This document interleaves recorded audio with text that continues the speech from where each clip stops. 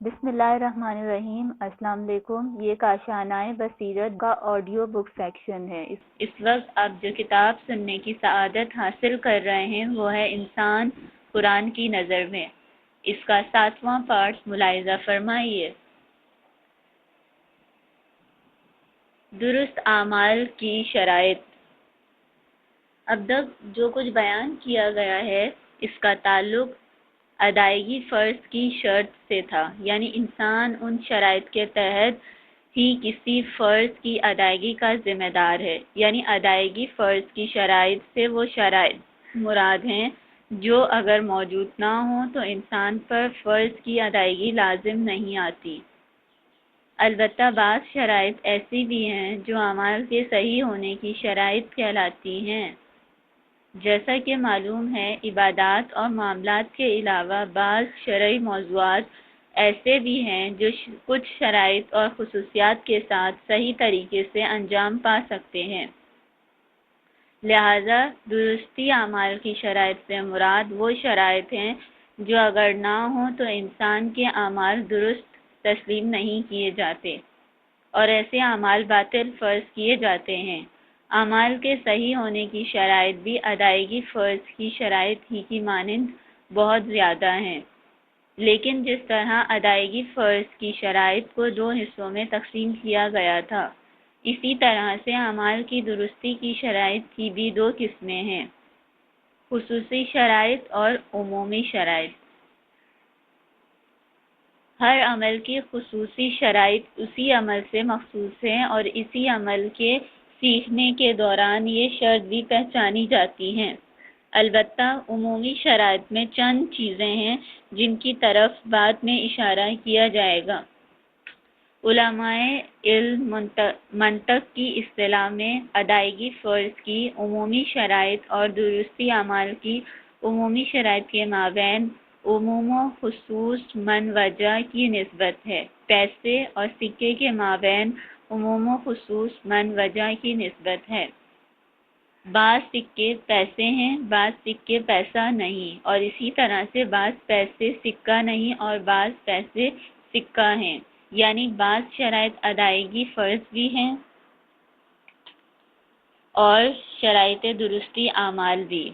بعض شرائط ادائیگی فرض تو ہیں لیکن شرائط درستی اعمال نہیں، اور بعض شرائط شرط ادائیگی فرض تو نہیں لیکن شرائط درستی اعمال ہیں، اور درستی اعمال کی شرائط کی 3 صورتیں ہیں۔ بعض شرائط درستی اعمال اور درستی معاملات دونوں کی شرائط ہیں۔ بعض شرائط صرف درستی عبادات کی شرائط ہیں، بعض شرائط صرف درستی معاملات کی شرائط ہیں۔ وہ عمل جو بیک وقت شرائط ادائیگی فرض اور شرط درستی اعمال ہے، عقل ہے، اس لیے کہ عقل سے عاری انسان جس پر فرض عائد نہیں ہوتا، اس کی اعمال عبادات سے متعلق ہوں یا معاملات سے درست متصور نہیں ہوں گے۔ مثلا اگر کوئی پاگل شخص چاہے کسی دوسرے کی نیابت میں حج بجا لائے یا کسی دوسرے کے لیے نماز ادا کرے یا روزہ رکھے یا نماز باجماعت میں امام اور مقتدیوں کے درمیان یا صرف مقتدیوں کے درمیان رابطے کا عمل انجام دے تو اس کا یہ عمل صحیح نہ ہوگا۔ عقل کی طرح طاقت بھی شرط ادائیگی فرض ہے اور شرط درستی اعمال بھی، عدم جبر بھی اسی طرح سے ہے، یعنی ایک مجبور شخص جس کی ذمہ داری خاص شرائط کے پورا نہ ہونے کی بنا پر ساقط ہو جاتی ہے، اگر وہ کوئی معاملہ جبر کے تحت انجام دے یا مثلا جبر کی وجہ سے شادی کرے تو درست نہیں بلکہ باطل متصور ہوگا۔ وہ عمل جو شرط ادائیگی فرض تو ہے لیکن شرط درستی اعمال نہیں، بلوغت ہے۔ نابالغ لڑکا کسی فرض کی ادائیگی کا ذمہ دار نہیں، لیکن اگر وہ سن تمیز اور فہم و فراست کی حد کو پہنچ چکا ہو اور اس قابل ہو کہ ایک بالغ کی طرح کسی شرعی عمل کو درست انجام دے تو اس کا وہ عمل درست ہے، اور اسی طرح سن تمیز اور فہم و فراست کی حد کو پہنچا ہوا نابالغ لڑکا بھی نماز باجماعت میں امام اور مقتدیوں کے درمیان یا صرف متقدیوں کے درمیان رابطے کا عمل انجام دے سکتا ہے، اور اسی طرح وہ عبادت میں دوسروں کی نیابت بھی کر سکتا ہے۔ البتہ یہ امر مسلم ہے کہ بلوغت درست عبادت کی شرط نہیں، لیکن کیا بلوغت درستی معاملات کی بھی شرط ہے یا نہیں؟ بعض علماء کا نظریہ یہ ہے کہ بلوغت درستی معاملات کی شرط ہے، اور خوب و بد کی پہچان رکھنے والا ایک نابالغ بچہ نہ کسی کی نیابت میں اور نہ ہی اپنے لیے کوئی معاملہ کر سکتا ہے، مثلا خرید و فروخت کرے یا مکان کرائے پر دے یا خطبہ نکاح پڑھے تو درست نہیں ہوگا۔ اور بعض دوسرے علماء کا نظریہ یہ ہے کہ خوب و بد کی پہچان رکھنے والا نابالغ بچہ اپنے لیے کوئی معاملہ نہیں کر سکتا، لیکن دوسروں کی نیابت اور وکالت کر سکتا ہے۔ اسی طرح وہ امور جو شرط ادائیگی فرض تو ہیں لیکن شرط درستی اعمال نہیں، علم و آگہی اور عدم اضطرار ہیں،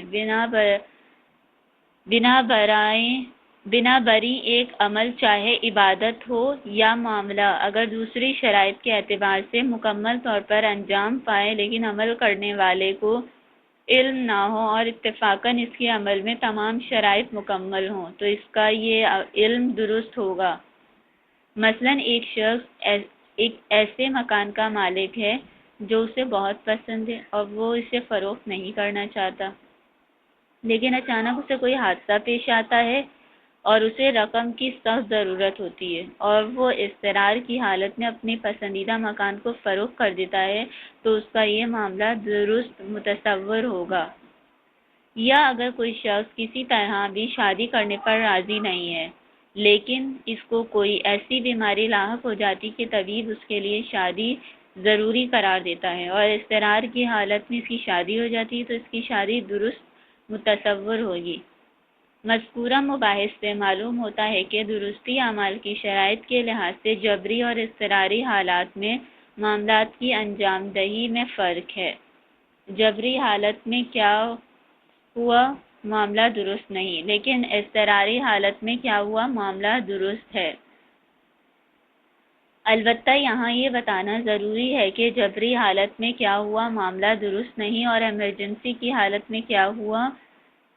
معاملہ کیوں درست ہے۔ ممکن ہے یہ کہا جائے کہ مجبور اور مضطرب دونوں اس لحاظ سے کہ اس عمل کے انجام پر راضی نہیں ہیں، باہم برابر ہیں۔ جیسے اگر کوئی شخص کسی دھمکی کی بنا پر اپنے پسندیدہ مکان کو فروخت کرنے پر مجبور ہو جائے اور اس مصیبت کو دور کرنے کے لیے اپنا مکان بیچ دے تو وہ اس واقعے پر دلی طور پر راضی نہ ہوگا۔ اسی طرح اگر کوئی دوسرا شخص اپنی زندگی کو کسی مصیبت سے بچانے کے لیے مثلا اپنی بیماری کے اخراجات کی ضرورت پر اپنا پسندیدہ مکان فروخت کرنے پر مجبور ہو جاتا ہے تو وہ بھی ایسی صورت میں قلبی طور پر راضی نہ ہوگا۔ یا اگر کسی شخص کا بیٹا بیمار ہے اور وہ اس کے علاج کے لیے اپنا پسندیدہ مکان فروخت کرتا ہے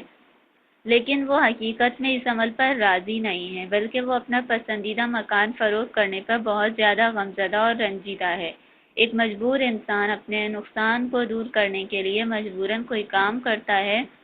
یا کوئی مضطر نقصان کو روکنے کے لیے کوئی کام کرتا ہے تو دونوں کے عمل کا اصل موضوع پر کوئی اثر نہیں پڑتا۔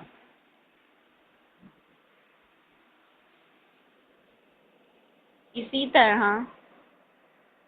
ایک ظالم اور جابر شخص جبری معاملات میں براہ راست ملوث ہوتا ہے، اضطراری معاملات میں کوئی دوسرا شخص ملوث نہیں ہوتا تو ان دونوں کے عمل کا اصل موضوع پر کوئی اثر نہیں پڑتا۔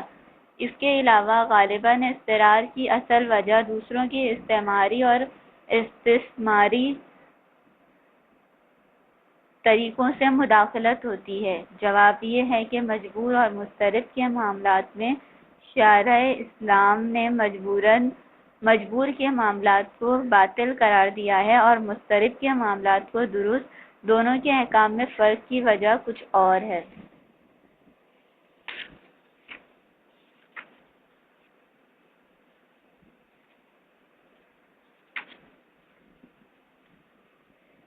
اگرچہ مجبور کو بھی بحالت کسی عمل کی انجام دہی کی فوری ضرورت پیش آتی ہے اور مضطرب کو بھی، لیکن مجبور کی فوری ضرورت کا تعلق جابر کے جبر کو دور کرنا ہوتا ہے، اور مجبور کی ضرورت اس معاملے کے انجام سے پوری ہوتی ہے۔ یہاں قانون مجبور کی مدد کرتا ہے اور جابر کے جبر کے خلاف مجبور کے معاملے کو غیر قانونی قرار دیتا ہے،